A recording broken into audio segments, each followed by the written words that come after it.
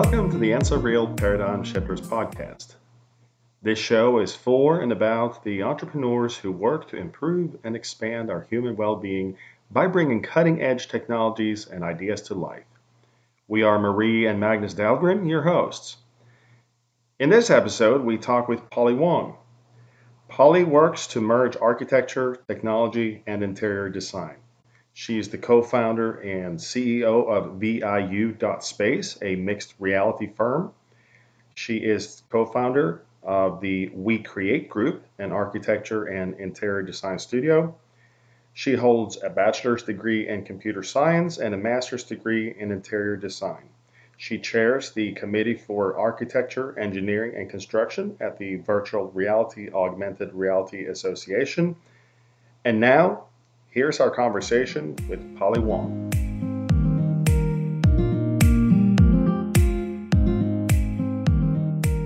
Polley, as you know a little bit, I told you that we started the podcast and show about the paradigm shifters for and about people who are testing and shifting an old paradigm with the help of new technologies and new ideas for the sake of creating the better future for us all in different areas, in medicine, in architecture, in design, in coaching, in all these spheres. The main thing that these people are testing an old paradigm with the help of technologies and new ideas.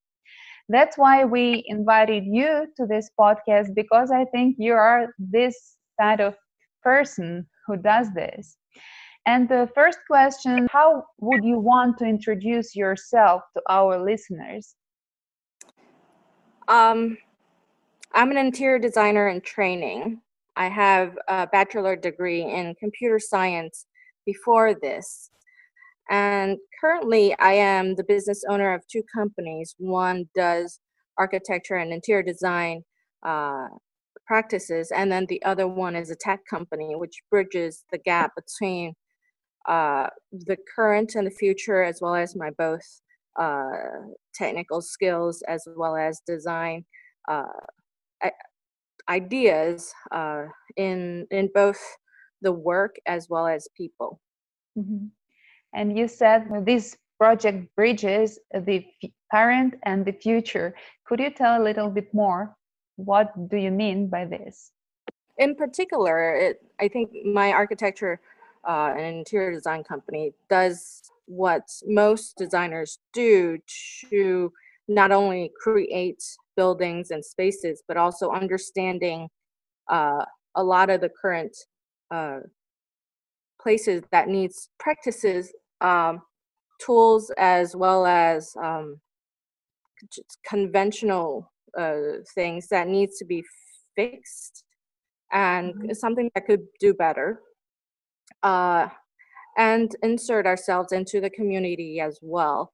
The technology company does look at the problems in a more longitude kind of way, understanding the problem as well as finding a practical solution, and developing the tools to hopefully solve these issues. And we're working on projects that are just forecasting something that's about 5 to 10 years away. So we're preparing, and all these tools needs to be built, needs time to be built. So, and that's sort of the future part of things. Mm-hmm. That's great. What is an example of a common problem that needs fixed? I would say one of the more critical as well as urgent problems that we're solving right now is communication waste. What I mean by that is there's a lot of miscommunication, uncommunication happening in a course of the lifetime of an architecture project. And this could go between internally in teammates and also externally between different companies, where you have contractors, architects, engineers, as well as clients.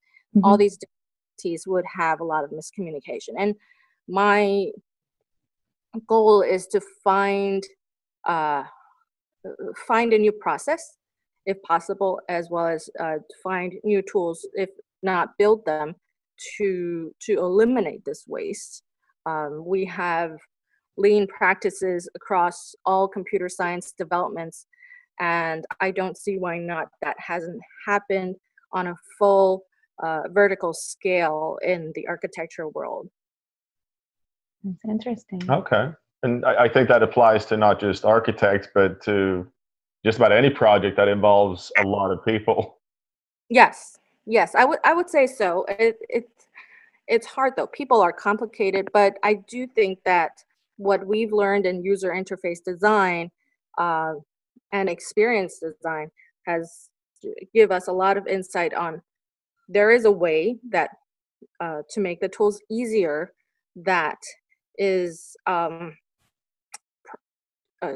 problem proof, dummy proof, as Okay. well as make the message clear Mhm. and simplify the process so we don't have so much agency between people where messages gets lost. And sometimes it could be a few feet on a column, or it could be, some important details on what the client actually wants, and that would, result in a lot of waste and cost and time. Polley, what is one fact you would want to share with our listeners today? What is one fact? Yes. That you always have to think outside the box. We have our, the most that I hear of people saying is, we've always done it this way. And I highly challenge that now that in this time and age, I think time is perceived extremely differently than even 5 years ago because of technology, because of what we expect from the internet, as well as just all the tools that we have in our phones. So I think there has to be a better way, and I challenge people to go out and seek these communication tools that could help you do your business better. And why it's so important for you to do this? I mean, to think outside the box and to challenge other people to do the same. I think wasting money is one thing. Wasting time has traditionally almost been always the case in architecture project. But the one thing that I see that I almost is unbearable, and is why I do what I do, is because I see a waste in passion, and I see a waste in, and especially not just the younger generation, the people that are coming into the practices, but also the passion of clients. They often are very excited when they come into a project. At some point, they'll be overwhelmed with a lot of work, but also they'll be boggled down by the inefficiency of what is currently, I would say, still a common practice in the way industries interact, sub-industries interact, and to me that's sad and unnecessary. And Right. yeah. Yes. And speaking about passion, would you say what is your passion? My passion is I have a very deep interest in systems, and I also have a lot of love for people. A lot of people separate these two, but to me, a good system, a well-designed system, means that you have flexibility and redundancy and communication, integration, all built in so that the system inherently becomes sustainable. If you think about Mother Nature, that is a system that rejuvenates itself and has the life cycle that we don't fully understand yet, but there's much to learn. The way I see companies and businesses these days is that there's more to learn in business systems. And when I talk about businesses, I think I think the reason why I started two companies is because I believe that there's no one business that could solve this. I think every business is actually a network of an ecosystem that creates a healthy business body. And I do think that businesses have a very important responsibility and a great role and great tool to impact people in a scalable way that could change their lives and support their families. But currently, I think especially I would say there's there's a difference in Western businesses and Eastern businesses systems, and something that we could learn a lot from the East is how they incorporate nature into their practices, whether meditation or just even the philosophy that they build their businesses. And this is what I'm trying to do, is that you have something that looks at the short-term tactical needs, and then you have something that looks at the long-term strategic needs, and they could balance each other out. There's no one solution that solves all. There's actually a multiple of chains and puzzles that interlock with each other, and therefore making you got to have three legs to have a stool to be sturdy. So when I look at my business, the third leg would be something along the lines of media and education. So I think I'm introducing the idea of having, you have the leg that supports the depth of your practice. You have another leg that supports the distance, the width, the basically the practice. And then you have a leg that supports the coming up, the education, the supporting of new blood, new ideas, and new paths, and teaching them how to be incorporated into the real business world, where I think most education system right now is I think they're a little bit too distant from I guess the practice, real world. Without being disrespectful, I love education. It's but there's a lot of things that we could do better. Yes. Which level of education are you talking about? Is it from primary school on, or is it beyond 12th grade once you graduate high school, or which? I think beyond after 12th grade is a good time to start on. I think problem solving, it actually is very something that you need to train early, but to allow one to see what other people's needs are, to observe, to learn how to experiment, to create small micro experiments to test out what they would imagine as clients, to try to solve their problems, to gather analysis, and have that sort of lean startup mentality being trained early on, and then eventually allow them to have small projects, real projects to work on.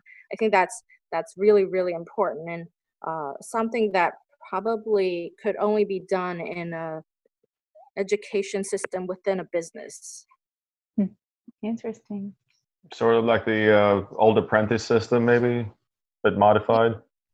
And also, I think on a business side, I think not only do we value all these great energy from young people, but also they see problems and they see things different from what we do, because we've been trained in a certain way. And so they might find bugs in the system.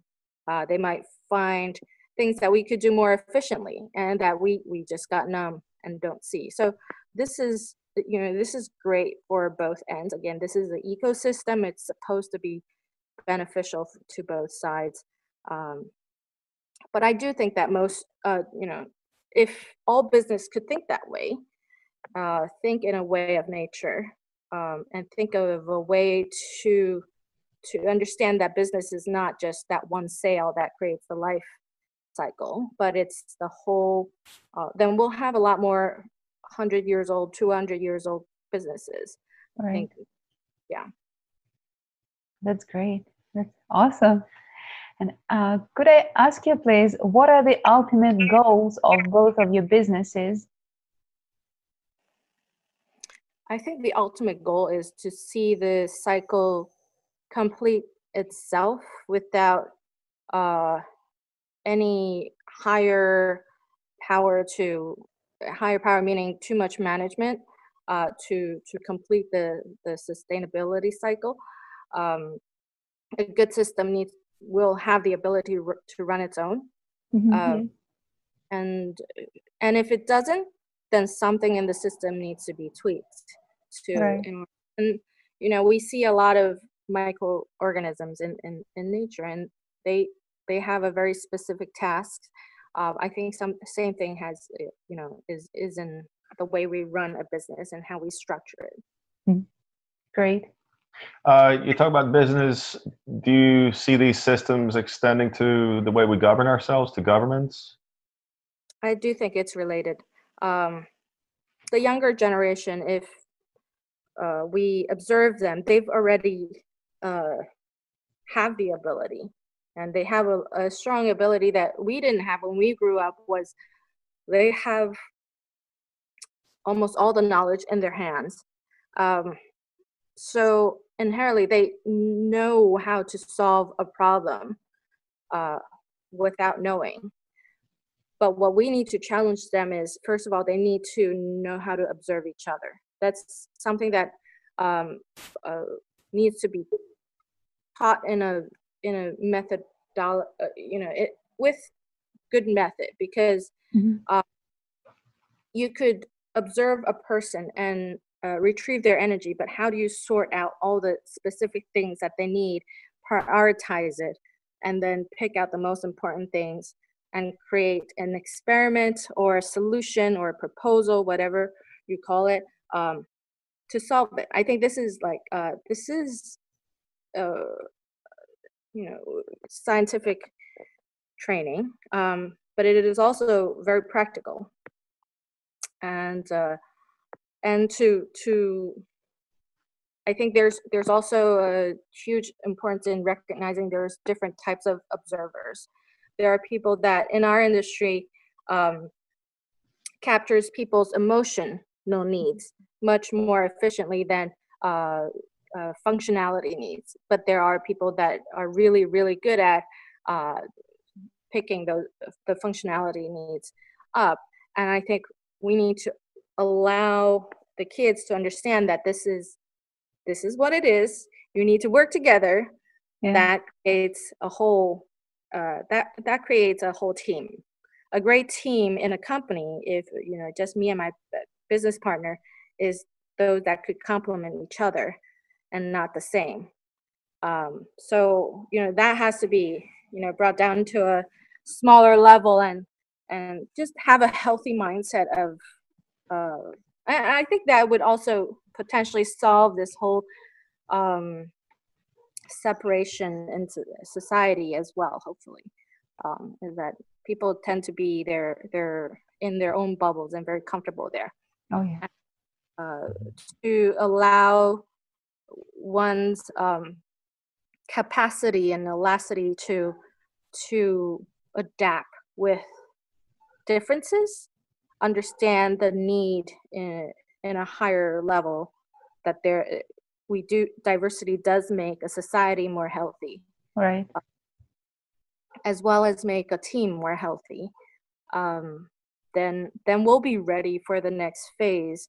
And I think if I were to guess, that the next phase in our business would be each team, instead of cutting skills and practices horizontally, where all the contractors are all gathered in one layer, all the architects are gathered in one layer. Yeah. I think we'll be having teams that are more vertical, meaning that you'll get one architect, you'll get one contractor, or at least a lead contractor.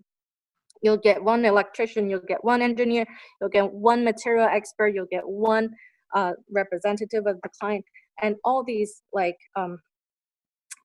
representatives builds a team that could almost solve anything, and team members will be freely coming in and out of teams to contribute their expertise.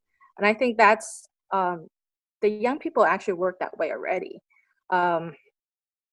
But we as businesses need to catch up and understand this is not only the trend, but it's healthier. Right. Yes. And could I ask you, when did you decide to start your businesses, and why did you make this decision? I started the business while I was in the second year of getting my master's degree in interior design. I knew I wanted to start something, didn't know what it was. So I started it first and then tried to figure it out along the way. In the process, I created, I guess, a lot of different services, a lot of different products to see what is missing in within the clients, as well as what is missing in me, what I could contribute to fulfill, I guess. Eventually, I did see a need, and the need was actually really fundamental. That miscommunication creates a lot of conflict, and it creates a lot of pain. We don't talk about these things enough in architectural digests. We're always like leaning towards the pretty pictures, but in reality, there's a lot of not just real work, but also a lot of things. I think that the fact that we could actually solve the problem with waste in miscommunication is a huge one. That not only hopefully creates harmony in the team, within the team, but it'll also speed up and I guess a development cycle. Say if I used to be able to complete an interior design project within a month, now I could actually complete it in 2 weeks. We save a lot of time, we save a lot of money for the client, and along the way we build a better team. And all of this just comes down to one thing: is to communicate better and more accurately. One of the tools that we use within our team is virtual reality. So that actually solves one big problem, is that oftentimes the clients say, I want blue. What shade of blue? That's also like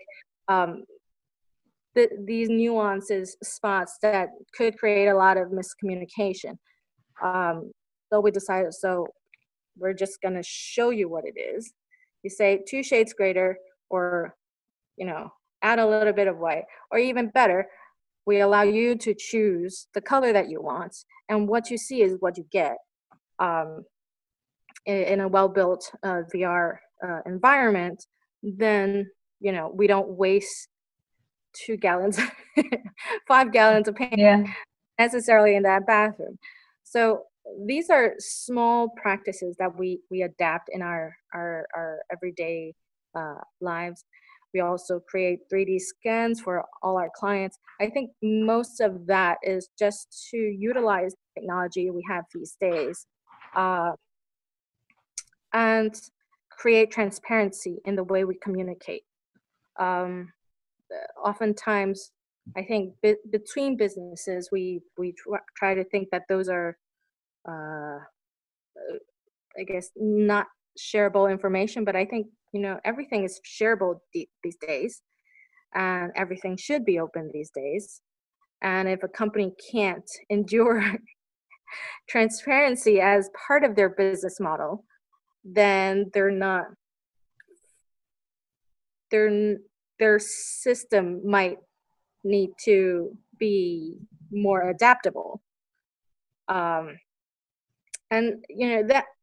that's sort of going beyond technology, but more like going towards the understanding of current client and just normal people, even myself, that we have so much more grasp in information, and therefore we're able to make knowledgeable decisions in a shorter amount of time that actually limits risk and creates better results. So the whole same philosophy needs to be able to adapt to architecture and interior design and everything in between. So that's one of the few examples, couple of how we try to solve that miscommunication issue. That's great. And could I ask you, what are your goals for the next 5 years for your businesses? And maybe you would want to share your personal goals for the next 5 years too with us and our listeners.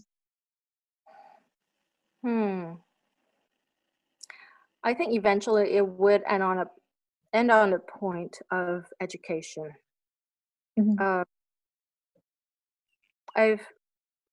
I'm a guest speaker in a school in New York, and I am highly passionate in just educating the new generation. We're not giving them enough. We're not showing them enough of the tools that they're showing us the tools. Right. And this is something that I think we need to be better at,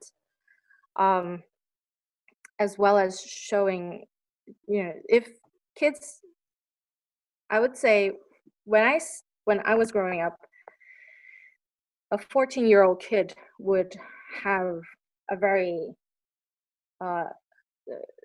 would know how to solve a lot of problems. Nowadays, 11-year-old kid could do the same thing. And I think, 5 years down the line, it'll go down to 8 and 9-year-olds. So how can we as adults do better in creating a better environment? And this includes working environment and eco environment, to help them to save the earth, really. I think architecture, again, another topic that we don't talk enough is what happens at the end of a cycle of a house or a building. There are companies that recycle material such as concrete and hopefully wood. There's still a lack of a good holistic system that handles the end of the life of architecture and interior design. All furnitures are the same. And this needs to be developed in a worldwide scale. So that system is not yet completed. We have a huge responsibility to do that, and I don't think this is going to be a one generation thing. I think it's probably going to be 3-4 generation effort on finding a good solution for the development of a house, of a building.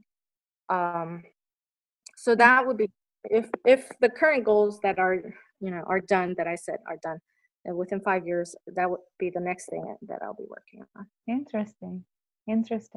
Yes.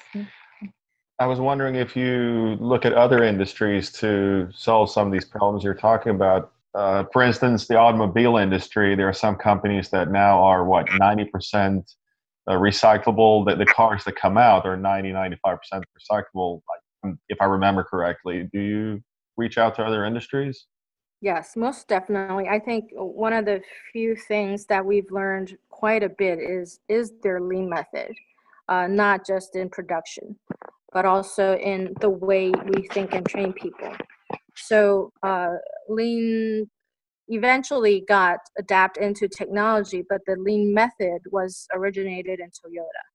So that's something that we, at least myself, I read a great deal upon and think a lot about how we could adapt those knowledge and experience from that world and be able to create a solution for ourselves.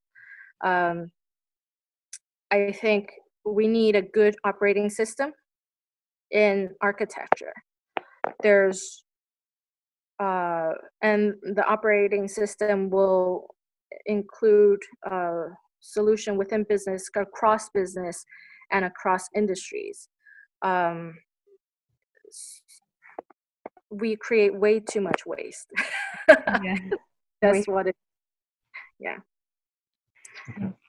I would like to ask you about your mission, because what I can hear from your words that you are very passionate, as you said, about the people, about contributing beyond yourself. So I'm just wondering, what is your mission? Would you please share this with us and our listeners? Originally, when I came into interior design, it was from a very personal need of finding the art and science of what makes one feel belonged. The ultimate opposite of that is that we don't have a home anymore as a human race. I think Elon Musk is doing a great job to try to expand the definition of home to other planets. But if you look at it from afar, you'll see that not everyone's going to get on a spaceship or have the means to. So I think my job in society is really to, as much as I possibly can, is to create a solution for hopefully everyone. Housing has been a problem and a great opportunity for us to provide just fundamental sense of belonging. Yes. And I think that's, in a way it's healing, but in a way it's also solving a lot of real issues in society. However, there's still much to improve, and it is time that we, as professionals in this industry, we talk to each other. A lot of the problems that we have now is simply because we're not talking to each other, or we are, but we argue and we don't. And then once this company finds a solution, they don't share with other companies, which I think is actually a human issue. It's not really, yes. And a few days ago, I said, when I tweeted, when I could find an ecosystem in the startup world instead of an ecosystem, I think a lot of things would be solved. However, you can't attack ego with more ego. There has to be and I don't mean in a condescending way, but I do think that there's a need for a human touch or a healing touch,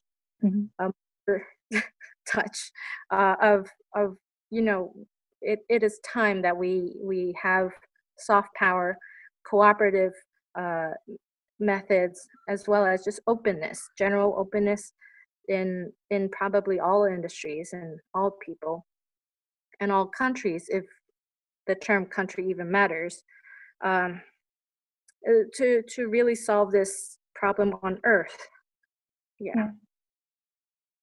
For me, it sounds like it's back to the beginning, to become whole as humanity again, because now we live, I would say, only one strong, not soft power.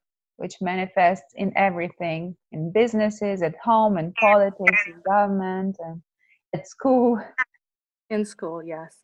And I think, it is hopeful to think that we've had this knowledge long, thousands of years ago, that yin and yang needs to balance. And all ecosystem, too much of one animal will destroy any ecosystem. And what if we sort of abstractize that is, too much of any sort of energy or too much of anything will imbalance the system. So but if done well, life will create itself and sustain itself, just like water, how it cycles everything. But we need to be willing to learn that. Be open to ask questions. This openness, where does privacy fit into this? Is there room for privacy still, or is that something that's outdated? That's a question. I think privacy means different to different people and to different companies as well. I think privacy is a need to feel safe, as well as control, permission. There does need to be permission, I guess a valve, if you will, a control that is able to be switched excuse me, on and off, and to different levels of degrees of on and off. In at least in architecture, I don't know in other things. A business building that needs to be built, 5 years from now, finished, they can't expose those information to the outside world yet, for various reasons, and this is something that we need to respect. I think the openness that I'm talking about is of a different layer. There should be, how should I say this? A good example would be in the computer world. You have private softwares as well as open softwares. There's a lot of openness that was part of the spirit of creating the internet. Everything that is open source, I would say 80% of the web servers online these days is something called an Apache web server.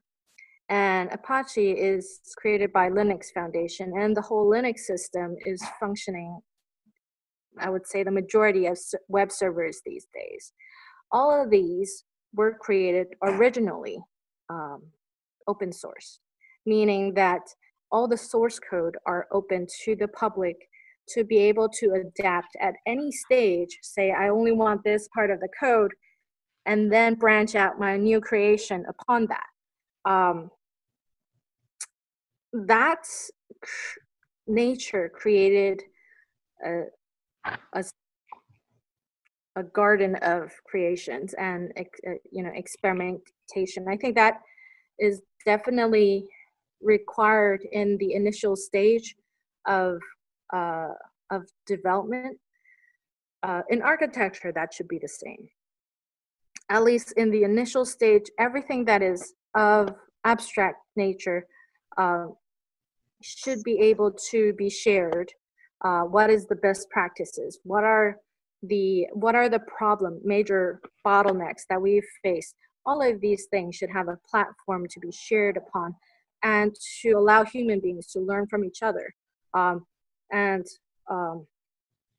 If you look at the fashion industry, which is going rapidly fast, that almost no one could follow it completely. I don't recall ever seeing a design pattern being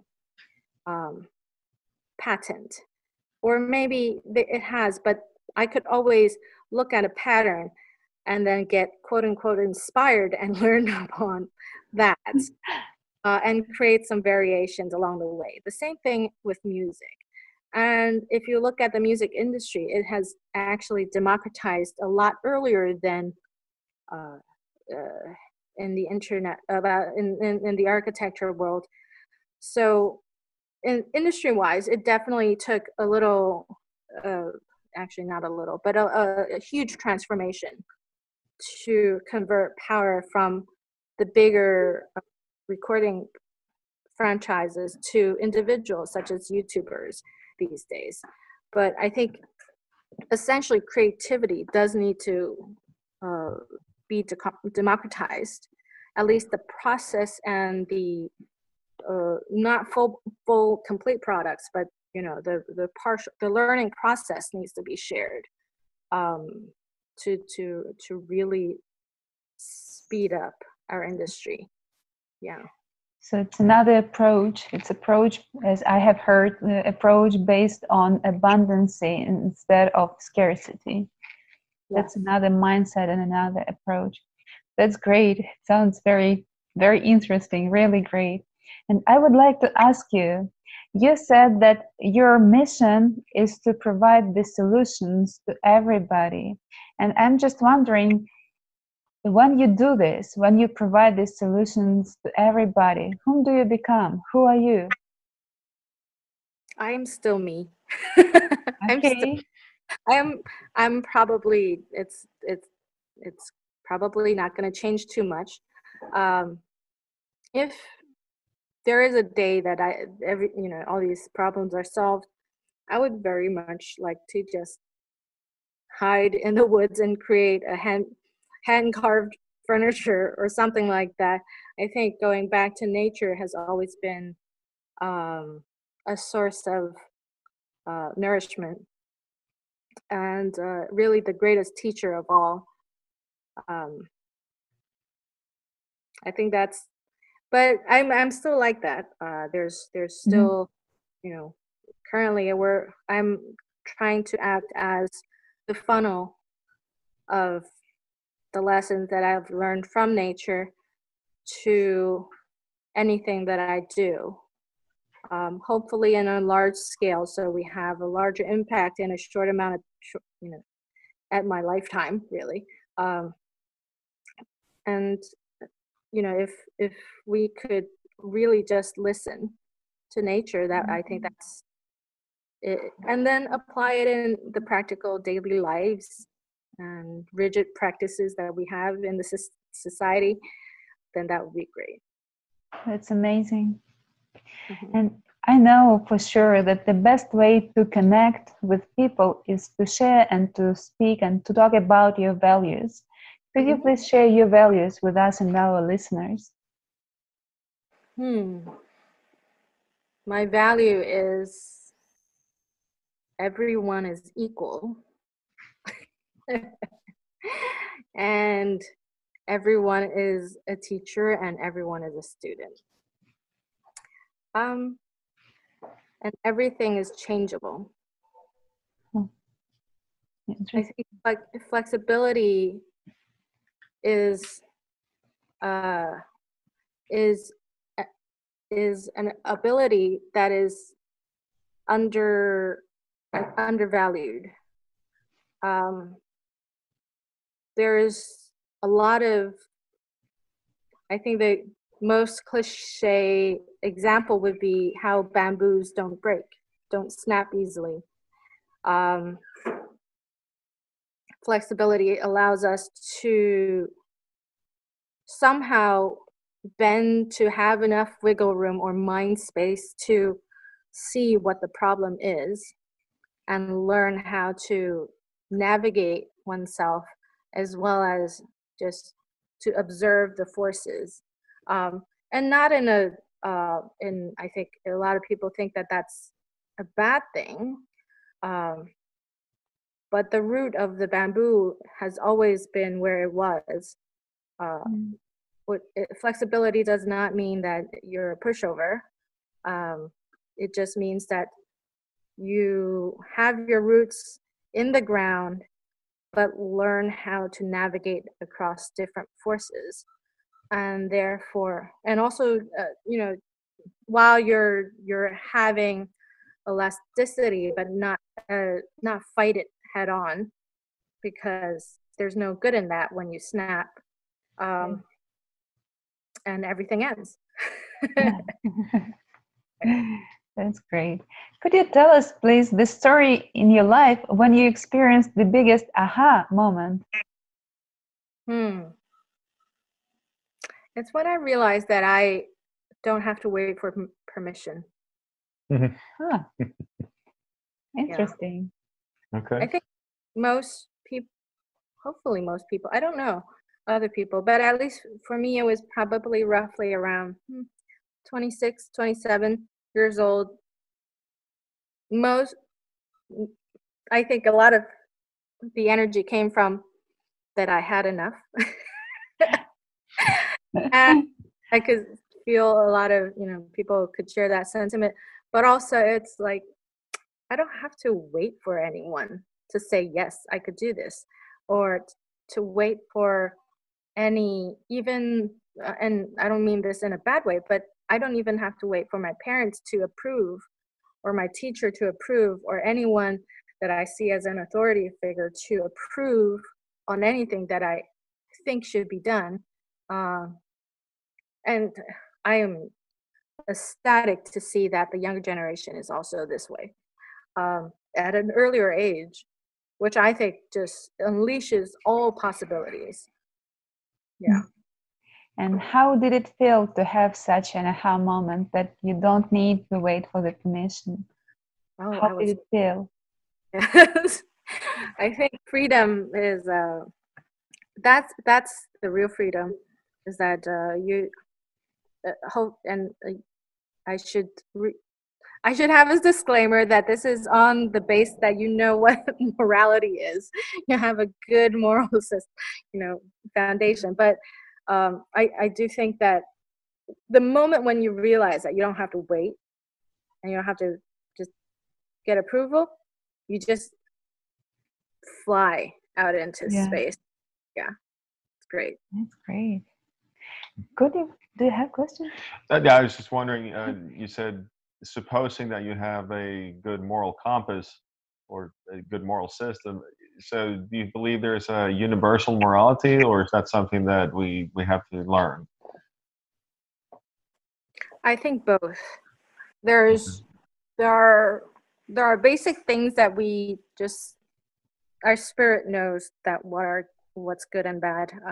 You feel guilty when you hurt your baby sister or something like that. Okay. There is a place for that, and we should also, on that note, I think guilt should be used in a better way. Right now, guilt is being abused, used in a lot of emotional control within families, religious control across, society. Guilt has its place in nature, and it is to guide us to know what is good and bad, to know what helps this nature and what harms nature. Teachings does need to happen. I think education does need to happen. Most of the kids these days, you get a polarized, two big forms, where the people that can't help but bully or support bullying, and then you get the huge amount of kids that are against it, that just naturally protects that positive energy. And I think what we need to do, and this goes back to fundamental healing in nature and in a lot of religious practices, is that we do need to tackle harm and pain. There's these things have a natural place in life, but the unnecessary pain that families and pass on generation by generation is not just killing us ourselves, but also killing the earth. So it's of utmost critical priority that I think we need to tackle. We used to talk about these things in a, you know, when we were little, and I think at a moment of time we sort of forgot about it, or it was less important. And now it's, you know, if we don't tackle it, it'll be too late. Mm-hmm. Yeah. Mm-hmm. And yes, I have a question about holistic practices. You're referring to them constantly. You're talking about nature and holistic practices. Could you please name them? What are these exact holistic practices? That's a great idea. I have not come up with a name for it. I think that there's, and oftentimes these are things that you probably heard from your grandmother, your grandfather, someone that's been here around long enough to know that there are things that matter and there are things that don't, and where they know where their roots are. And I think we have been on this land for generations now, that we should know the roots and we should know our motherly land, but we don't, because we're not listening. And this is, you know, we just need to listen, really. It's so simple, but could be applied to, so, you know, a lot of different things in our lives are missing this very fundamental energy that we're sick. And, you know, sometimes when I feel horrible and I go into the forest and just stop, I get healed without any explanation. I get just comforted and felt belonged. I think if we start listening and sort of set the correct course, and the sort of a learning attitude, we'll just be healed, just like how our bodies naturally want to heal. Yeah. That's great. Could you please share one daily routine with us which helps you to stay on track, to be successful, to be in a good mood?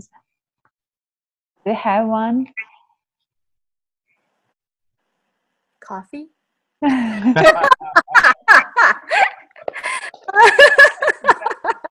I get a round of applause for that. Yeah, I do enjoy coffee a great deal. It's a ritual. Great. Well, there's some meditation in coffee, I think. Hey. It's a now moment. Exactly. I think once we do learn how to listen, we naturally fall into the now. And the future isn't important, the past isn't important. It's the now that matters. And then when we have enough now moments, I think it'll be okay, and we'll know what to do. Interesting. Yeah. And you know that times are different, and all of us, we had the period of time or circumstances which led us to the failure. And my next question, could you share with us your biggest failure and what have you learned from this experience? My biggest failure is definitely not listening. Going back to that. Yeah, it's all one big lesson. And I'm still learning, definitely. I think there's a lot of knowledge in the older generation, and everything around us that, you know, we need to pay attention and listen. In particular, it was a failure in business. I was attempting to do business for the wrong reasons. I thought money was a factor that I needed, and something that I needed. I thought fame was something that I needed. At the end, it was not important. All of them were not important. I think it was the learning process that really, and you'll learn one way or another, which is the wonderful thing about, you know, everything, is that you know, you'll learn falling down, you'll learn standing up.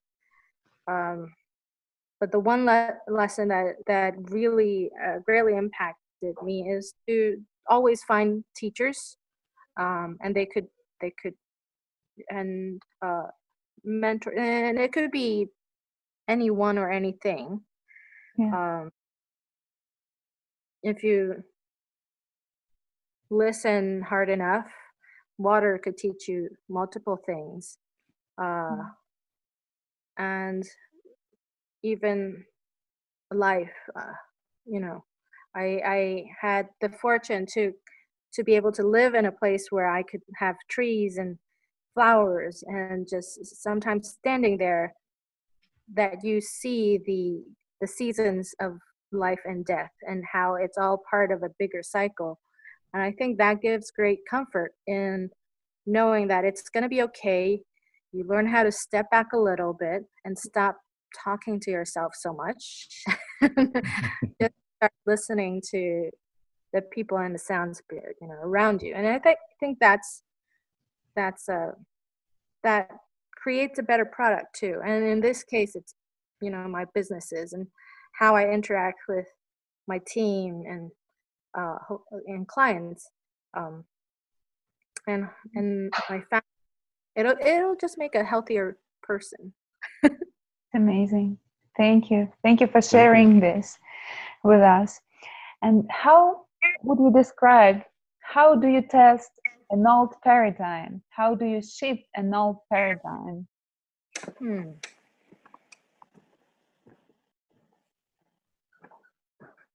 which way? It's a big question. It's a great question. I think first of all, you need to observe the reason behind the paradigm became that way. Oftentimes, I learn the most when I see where insecurity lies. And where insecurity was formed is usually where fear forms. And an unhealthy or a paradigm that, you know, I wouldn't say old is bad, but I would say, you know, things that we could do better. An unhealthy paradigm that has existed usually forms from very fundamental emotions. It's either love, fear, ego, greed, that sort of thing. And if I could find what is the source reason behind that, usually there's a higher chance to know how to shift it. The tactical level of how to shift a paradigm actually is fairly complicated, but a good principle is that, again, back in nature, too much of one thing only creates a more imbalanced situation. You cannot attack ego with ego. You cannot attack fear, with more fear. There's a great value in shedding light on these, fears or negative source of controlling entities with a gentle hand. But we do need light to do that, meaning that you need to allow one to learn the truth that they are actually, in fact, being controlled by a sense of fear or something along those lines, without being judgmental, without being condescending. You have to have compassion when you deal with these insecurities. I think oftentimes when when you know, on the surface, you could see that there's a lot of, you know, just normal things, bad things that happen to businesses. Everyone's greedy, everyone like wants this and that, but you have to just gently step to the back and understand what's behind it. All right, and then you tackle them one by one. It's a skill, and that is entirely different from the political ways that I think the Western world has been, or just in general, I shouldn't say Western, just in general, that have been thought of a way of, you know, solving these things. But Yeah. there's a different way to do that. And when every insecurity has, or every fear that is hidden, have been shed light upon and healed and be freed upon, I think openness is eminent. There's, we do want to be free. We do want to share our thoughts. We do want to not being judged and not have to feel fearful. And this is not, we're not talking about religion. We're not talking about all these fancy things.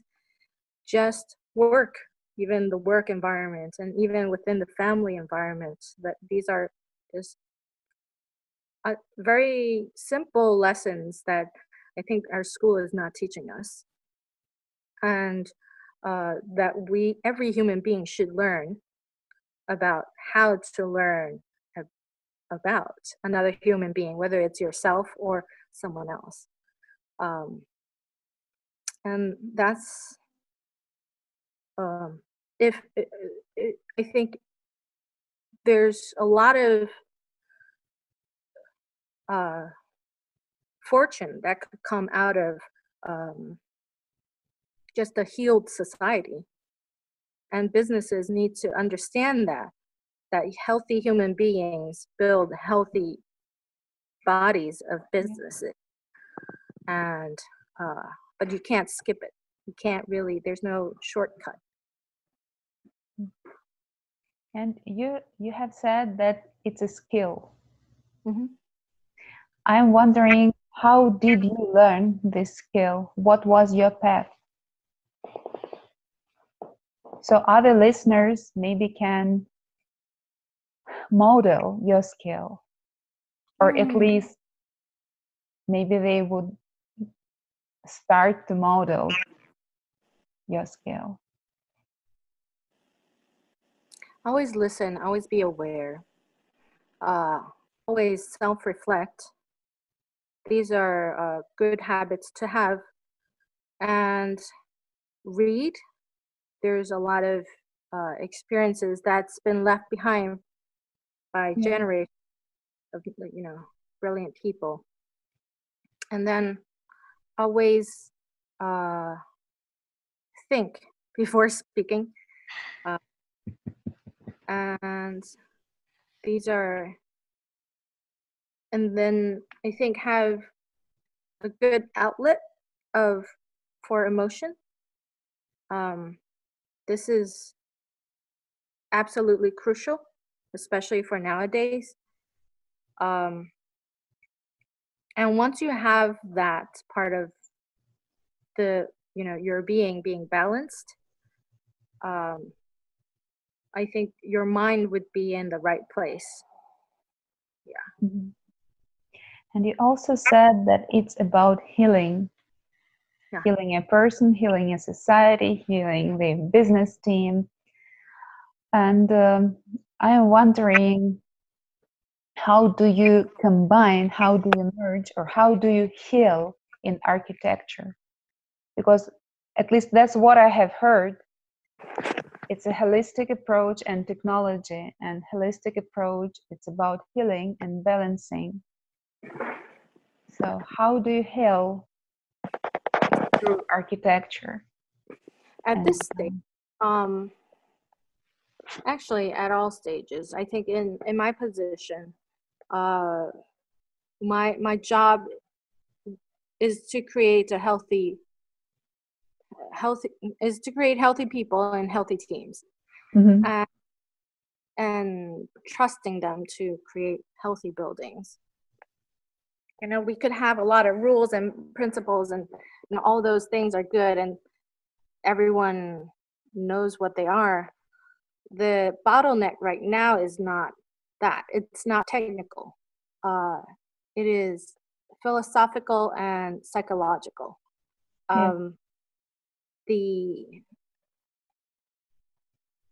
The ability to be open, and I use the word ability, is because I think here's the thing. I could want all the openness that I want and all the sustainability that I want, but someone that is insecure will not have the ability to be open. Yes. And it is, I think that's the non-shortcut that I was talking about, is that originally, at some point, I was trying to create great work with my team, but you can't do that if the team isn't at the right place. And when the team is at the right place, you have to create a good system to allow those good nutrients to ferment, yeah, and grow into new things. That's great. Yeah, that's just amazing. Really. Question.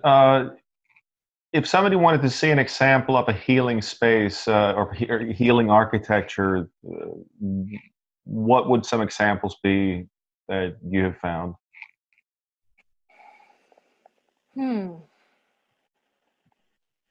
Personally, I highly recommend building us as companies to explore the older building methods, such as we have so much concrete now, and so much of not bad, but just highly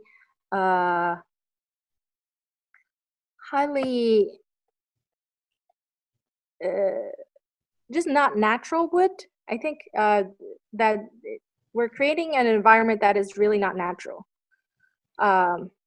So I've actually personally lived in for a short period of time, lived in a cob house. It was built out of straw and mud and wood studs. And I was extremely surprised how comfortable it was, and I can't really put my hands on it. Technically, why did it happen that way? What is the scientific reason behind it? Is it the airflow, this and that?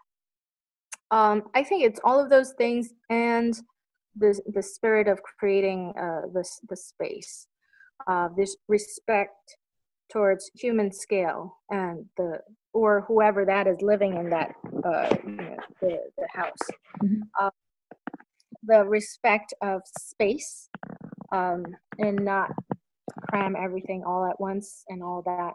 I think it's a really, and I think when you have a very comfortable space, it's usually a balance of all energies. Right. There are buildings that are great to experience that sort of good energy, and I found a good amount of it on Airbnb. And this is just interesting because I do see the merit of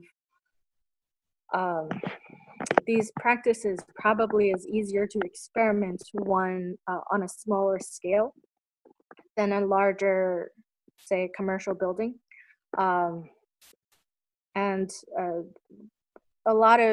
there's actually a lot of eco villages out there that one could just Google cob, C-O-B, meaning dirt and clay houses, and a lot of the best environment that I've lived in, as in terms of space and architecture, are actually tree houses. And like a real architect might go like poo-poo, but I think if your body likes it, it likes it. It's meant to. It's built with a healthy mind and a healthy environment, in a healthy method, to make you healthier. We have a great deal to learn from biotechnology. We have a great deal to learn from computer science. And on that note, I actually, encourage people to think and to understand that technology is also part of nature. Right. The industrial age probably convinced us otherwise. Mechanic, engineer are not part of nature, but no, they are. At one point, a hammer was a technology. At one point, a stone was a technology. Technology, yeah. So what we call as technology is relative, and it doesn't matter. What we do have to understand is whether it's calculative or not, calculatively generated or not, whether there's mechanical parts or not. We all are creations of nature, and we need to work together. There's a huge hype and fear, I should say, around artificial intelligence. What we need to know is that these are not here to replace humans, but it is an opportunity for us to understand what humans are. Interesting. And what human means.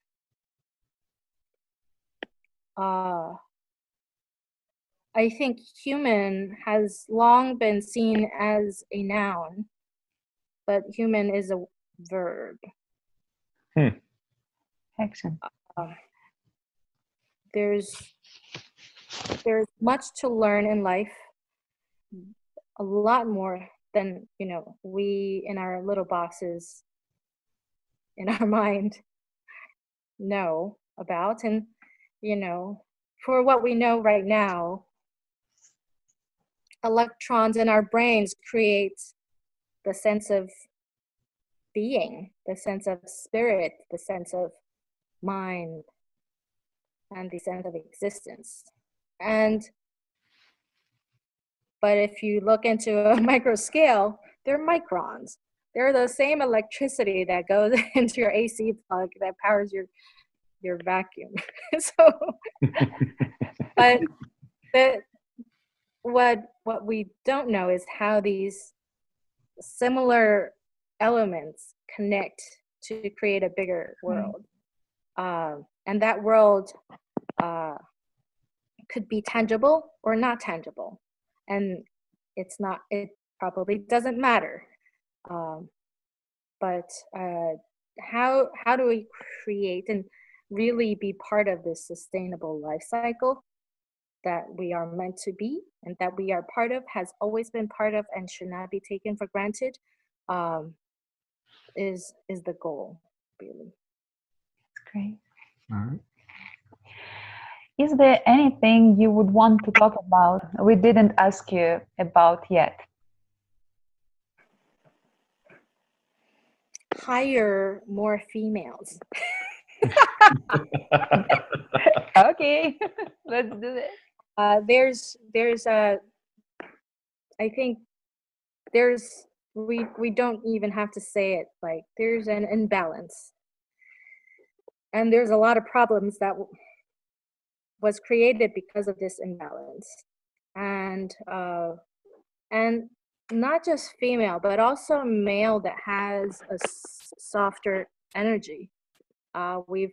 As society, we've really valued a certain type of energy, and they mostly reside in male. Obviously, there's also systematic issues that other people could talk about. I could go on ranting on and on, but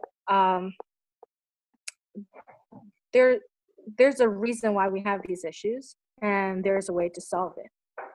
And the easiest most tactical way to solve it right now is to hire more females, because they have a different point of view and they have the natural ability and to complete the missing link. It is not really, it shouldn't be political. I mean, it unfortunately is, but it's beyond that. It is about health. It is about survival as a whole. And it cannot be, that is also one thing that has no shortcut. And I think a lot of male, I guess, higher level managers and business owners needs to understand that that'll make their business better, because you have a healthier system. Avoiding this will only, it'll kill everyone, really. I think I really do believe in that. And yeah, just do it. Okay. Yes, it's all about balance and healing again, to be whole instead of being separate. And I have a question. If people would want to collaborate with you, to connect with you, how they can do this? Oh, find me on social media everywhere. I am on Facebook. I am on Twitter. It's usually Polley Wong, POLLEYWONG, all one word. I'm on LinkedIn as well. You could, I'm probably going to get a lot of email, but hopefully good ones. You could email me as well. Mm-hmm. And I would love to talk. I talk to everyone almost, and try to give enough time to do that. And great. Thank you. Thank you very much. All right. Well, thank you very much for being with us, Polley, and we hope to talk to you again soon. Yeah, we'll keep in touch. Thank you.